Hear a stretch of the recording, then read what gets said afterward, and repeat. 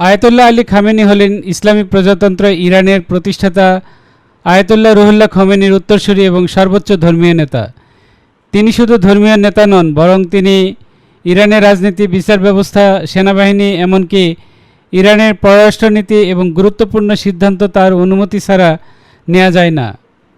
তিনি দেশটির সশস্ত্র বাহিনী, রেভলিউশনারি গার্ডস বা আইআরজিসি এবং পুলিশ বাহিনীর প্রধান, বিচার বিভাগের প্রধান এবং রাষ্ট্রীয় টেলিভিশন ও রেডিওর প্রধানকে তিনি সরাসরি নিয়োগ দেন। প্রেসিডেন্ট বা পররাষ্ট্রমন্ত্রী থাকলেও চূড়ান্ত পররাষ্ট্রনীতি খামেনির অনুমোদন ছাড়া পাশ হয় না। আয়াতুল্লাহ আলী খামেনি ইরানের ক্ষমতার আসল চালক। ইরানের রাজনৈতিক ও ধর্মীয় ব্যবস্থায় সর্বোচ্চ নেতা বা সুপ্রিম লিডার পদটি সবচেয়ে শক্তিশালী, যা বর্তমানে খামেনির অধীনে। আয়াতুল্লাহ আলী খামেনি বর্তমানে ইরান, ইসরায়েল ও মার্কিন যুক্তরাষ্ট্রের সাথে চলমান যুদ্ধ পরিস্থিতির অন্যতম প্রধান কেন্দ্রবিন্দু হলেও 2026 সালের 28 ফেব্রুয়ারি তিনি যুক্তরাষ্ট্র ও ইসরায়েলের একটি যৌথ বিমান হামলায় নিহত হয়েছেন। 1989 সাল থেকে দীর্ঘ 36 বছর ইরানের সর্বোচ্চ নেতা হিসেবে দায়িত্ব পালন করা এই প্রভাবশালী নেতা নিহত হওয়ার পর বর্তমান পরিস্থিতিতে তার নাম ও তার উত্তরসূরির সিদ্ধান্ত বিশ্ব রাজনীতিতে সবচেয়ে বেশি আলোচিত হচ্ছে। 2026 সালের জুলাই মাসের শুরুতে ইরাক ও ইরানের বিভিন্ন শহরে দীর্ঘ রাষ্ট্রীয় শোক ও স্মরণসভা শেষে ইরানের মাশাদ শহরে ইমাম রেজা আলাইহিস সালামের পবিত্র মাজারে তাকে সমাহিত করা হয়।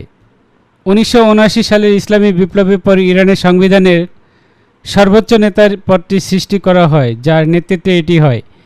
সেই আয়াতুল্লাহ খামেনি 1979 সালের 3রা ডিসেম্বর প্রথম সর্বোচ্চ নেতা হিসেবে নিয়োগ পান। আয়াতুল্লাহ খামেনি 9 বছর 6 মাস এই দায়িত্ব পালন করেন। তার মৃত্যুর পর 1989 সালের আয়াতুল্লাহ আলী খামেনি দেশের দ্বিতীয় সর্বোচ্চ নেতা হিসেবে নির্বাচিত হন। 2026 সালের 28 ফেব্রুয়ারি নিহত হওয়ার আগ পর্যন্ত 36 বছর 6 মাস এই পদে তিনি ছিলেন। ইরানের বর্তমান প্রেসিডেন্ট হচ্ছে মাসুদ পেজেশকিয়ান। ইরানের রাষ্ট্রক্ষমতার প্রকৃত কেন্দ্রবিন্দু প্রেসিডেন্ট মাসুদ পেজেশকিয়ান নন, বরং ইরানের সর্বোচ্চ ধর্মীয় নেতা আয়াতুল্লাহ আলী খামেনি। যুক্তরাষ্ট্র ইসরায়েল যৌথ হামলায় তৎকালীন সর্বোচ্চ নেতা আয়াতুল্লাহ আলী খামেনিকে টার্গেট করেছিল পুরো শাসন ব্যবস্থাকে দুর্বল করার কৌশল থেকে। যুক্তরাষ্ট্র ইসরায়েলের সেই সামরিক অভিযানে কেবল সর্বোচ্চ নেতাই নন, বরং রাষ্ট্র ও সামরিক ব্যবস্থার শীর্ষস্থানে আরও বেশ কয়েকজন প্রভাবশালী কর্মকর্তাকেও লক্ষ্যবস্তু করা হয়েছিল। আয়াতুল্লাহ আলী খামেনি 1939 সালে 19 এপ্রিল ইরানের মাশাদ শহরে এক ধর্মীয় পরিবারে জন্মগ্রহণ করেন। 1979 সালের ইসলামী বিপ্লবে সক্রিয় ভূমিকা পালন করেন। 1981 সাল থেকে 1989 সাল পর্যন্ত ইরানের রাষ্ট্রপতির দায়িত্ব পালন করেন। আয়াতুল্লাহ আলী খামেনির পিতার নাম Ayatollah Sayyid Jawad Hosseini Khamenei. তিনি স্থানীয় মক্তব্য মাদ্রাসায় প্রাথমিক শিক্ষা শেষ করে মাশাদ ও কওম এবং নাজাফের প্রখ্যাত সেমিনারগুলোতে উচ্চতর ইসলামী ধর্মীয় শিক্ষা লাভ করেন। আয়াতুল্লাহ আরবি শব্দের শাব্দিক অর্থ আল্লাহর নিদর্শন বা ঐশ্বরিক চিহ্ন। এটি দ্বাদশী শিয়া ইসলামে উচ্চপদস্থ ধর্মীয় পণ্ডিত ও আইনবিদদের প্রদত্ত একটি বিশেষ সম্মানসূচক উপাধি। যারা দীর্ঘদিন ইসলামী আইনশাস্ত্র, ধর্মতত্ত্ব ও শরিয়া বিষয়ে পড়াশোনা অধ্যাপনা করেন এবং ফতোয়া দেওয়ার যোগ্যতা রাখেন, তাদেরকে মুস্তাহিদও বলা হয়। 1979 সালে ইসলামী বিপ্লবের পর থেকে বিশেষ করে ইরানে এই উপাধিধারীরা দেশটির রাষ্ট্রীয় ও রাজনৈতিক ক্ষমতায় অত্যন্ত প্রভাবশালী ভূমিকা পালন করে আসছেন। 1989 সালে আয়াতুল্লাহ রুহুল্লাহ খোমেনির মৃত্যুর পর তিনি ইরানের দ্বিতীয় সর্বোচ্চ নেতা নির্বাচিত হন। দেশের সামরিক বাহিনী, বিচার বিভাগ ও রাষ্ট্রীয় নীতির উপর তার চূড়ান্ত নিয়ন্ত্রণ ছিল। যুক্তরাষ্ট্র ইসরায়েল বিরোধী নীতির প্রধান রূপকার ছিলেন এবং মধ্যপ্রাচ্যে অ্যাক্সিস অব রেজিস্ট্যান্স গঠনে ভূমিকা রাখেন। আয়াতুল্লাহ আলী খামেনি 1989 সাল থেকে 2026 সাল পর্যন্ত প্রায় 37 বছর ইরানের সর্বোচ্চ নেতা হিসেবে দায়িত্ব পালন করেন। এই দীর্ঘ সময়ে তিনি দেশটির সামরিক বাহিনী, বিচার বিভাগ ও সামগ্রিক রাষ্ট্রীয় ক্ষমতার মূল কেন্দ্রবিন্দুতে ছিলেন। 1989 সালে আয়াতুল্লাহ রুহুল্লাহ খোমেনির মৃত্যুর পর তিনি ইরানের সর্বোচ্চ নেতা হিসেবে নির্বাচিত হন। সামরিক বাহিনী, বিচার বিভাগ এবং প্রভাবশালী বিপ্লবী গার্ড বাহিনীর উপর তার পূর্ণ নিয়ন্ত্রণ ছিল। মধ্যপ্রাচ্য ও বৈশ্বিক রাজনীতিতে তিনি মার্কিন ও ইসরায়েলি আধিপত্যের বিরুদ্ধে এক আপোষহীন ও প্রভাবশালী কণ্ঠস্বর ছিলেন। 1981 সালে 27 জুন তেহরানে আবুজাই মসজিদে এক বোমা হামলায় আয়াতুল্লাহ আলী খামেনি অল্পের জন্য বেঁচে যান। টেপ রেকর্ডারে লুকিয়ে রাখা সেই বোমার বিস্ফোরণে তার ডান হাত স্থায়ীভাবে পঙ্গু ও অকেজো হয়ে যায়। ইরানে আয়াতুল্লাহ আলী খামেনি, যার নাম শুনলে ইসরায়েল ও আমেরিকার বুকে কাঁপন ধরে যেত। বলা হয়ে থাকে যে বিশ্বের বাঘা বাঘা মুসলিম নেতারা যেখানে আমেরিকা ও ইসরায়েলের কাছে মাথা নত করে, সেখানে ইমাম খোমেনিকে দমানো যায়নি। এর কারণটা কি রাজনৈতিক নাকি অর্থনৈতিক না জিওপলিটিক্স?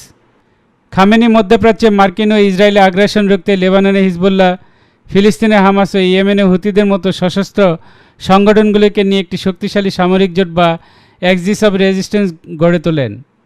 তিনি রাষ্ট্র হিসেবে ইসরায়েলের বৈধতা পুরোপুরি অস্বীকার করতেন এবং ফিলিস্তিনকে মুক্ত করার লক্ষ্যে আজীবন অনড় অবস্থান বজায় রেখেছিলেন। তার শাসনামলে ইরান পারমাণবিক কর্মসূচিতে ব্যাপক অগ্রগতি অর্জন করলেও তিনি ব্যক্তিগতভাবে পারমাণবিক অস্ত্র উৎপাদন ও ব্যবহারের বিরুদ্ধে একটি ধর্মীয় নিষেধাজ্ঞা বা ফতোয়া জারি করেছিলেন।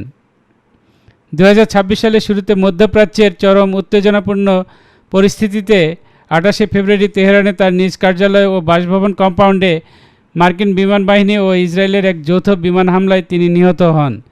তার মৃত্যুর পর ইরানের অ্যাসেম্বলি অফ এক্সপার্টস তার পুত্র মোস্তফা খামেনিকে ইরানের নতুন সর্বোচ্চ নেতা হিসেবে নির্বাচিত করে। ইরানের শিয়ারা দাবি করে থাকে আয়াতুল্লাহ আলী খামেনি মহানবী রাসূল সাল্লাল্লাহু সাল্লামের বংশধর হিসেবে পরিচিত। তিনি একজন সৈয়দ, যা তার নামের আগে ব্যবহৃত হয়। ঐতিহ্যবাহী বংশতালিকা অনুযায়ী খামেনির বংশধারা রাসূল সাল্লাল্লাহু সাল্লামের কন্যা হজরত ফাতিমা এবং হজরত আলী রাদিয়াল্লাহু তাআলা আনহুর পুত্র ইমাম হোসেন রাদিয়াল্লাহু তাআলা আনহুর সাথে যুক্ত। শিয়া সম্প্রদায়ের ওলামাদের মধ্যে যারা রাসূল সাল্লাল্লাহু সাল্লামের বংশধারা বা সৈয়দ হন, তাদের সম্মানার্থে কালো পাগড়ি করার রেওয়াজ রয়েছে। খামেনিও এই প্রতীকী কালো পাগড়ি ব্যবহার করেন। ঐতিহাসিক ও পারিবারিক তথ্য অনুযায়ী তার পূর্বপুরুষরা তাফরাস এলাকার সৈয়দ পরিবারের সাথে সম্পৃক্ত ছিলেন, যা পরবর্তীতে সাবজেক্ট অনুযায়ী হোসাইনি সৈয়দ হিসেবে চিহ্নিত হয়। মধ্যপ্রাচ্যে সুন্নি ও শিয়া ভূরাজনৈতিক দ্বন্দ্বের কারণে অনেক সুন্নি আলেম খামেনির ধর্মীয় ও বংশগত শ্রেষ্ঠত্বের দাবিকে রাজনৈতিক চাল হিসেবে দেখেন। যেমন সৌদি আরবের সাবেক গ্র্যান্ড মুফতি আব্দুল আজিজ আল শেখ একবার খামেনির কড়া সমালোচনা করে তাদের ইসলামী পরিচয় নিয়েই প্রশ্ন তুলেছিলেন। সুন্নি সমালোচকদের মতে নিজেকে রাসূল সাল্লাল্লাহু সাল্লামের বংশধর হিসেবে দাবি করা খামেনি ও তার অনুসারীরা সমগ্র মুসলিম বিশ্বে বা শিয়া ও সুন্নি উভয় ক্ষেত্রে একটি বিশেষ ধর্মীয় গ্রহণযোগ্যতা ও আধিপত্য তৈরি করতে চান। আয়াতুল্লাহ আলী খামেনির রাসূল সাল্লাল্লাহু সাল্লামের বংশধর বা সৈয়দ হওয়ার দাবিটি প্রধানত বংশতালিকা বা সাজারা এবং শিয়া মুসলিম ঐতিহ্যের উপর ভিত্তি করে প্রতিষ্ঠিত। তবে এর সপক্ষে কোনো আধুনিক বৈজ্ঞানিক বা ডিএনএ প্রমাণ নেই। ইসলাম ধর্মে যে কোনো দাবির ক্ষেত্রে অকাট্য প্রমাণ বা ইয়াকিন বা নিশ্চয়তা অত্যন্ত গুরুত্বপূর্ণ এবং অনুমানের উপর ভিত্তি করে সিদ্ধান্ত নেওয়া নিষিদ্ধ। পবিত্র কোরআনে বলা হয়েছে, নিশ্চয়ই অনুমান সত্যের বিপরীতে কোনো কাজে আসে না। সূরা ইউনূস আয়াত নম্বর 36। তাই স্পষ্ট প্রমাণ ছাড়া কাউকে রাসূল সাল্লাল্লাহু সাল্লামের বংশধর হিসেবে শতভাগ নিশ্চিত মনে করা যেমন ঠিক নয়, তেমনি স্পষ্ট প্রমাণ ছাড়া কাউকে মিথ্যাবাদী বলাও অনুচিত। ইসলামী বংশের চেয়ে মানুষের কর্ম ও আল্লাহভীতি বা তাকওয়া বেশি গুরুত্বপূর্ণ।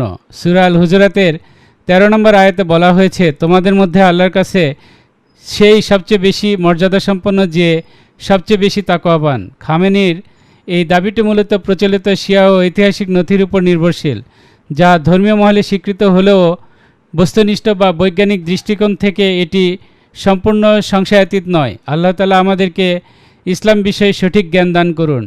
আমার ভিডিওটি যদি ভালো লেগে থাকে অবশ্যই সাবস্ক্রাইব করবেন। ভালো লাগলে লাইক, কমেন্ট, শেয়ার করুন। ধন্যবাদ সাথে থাকার জন্য।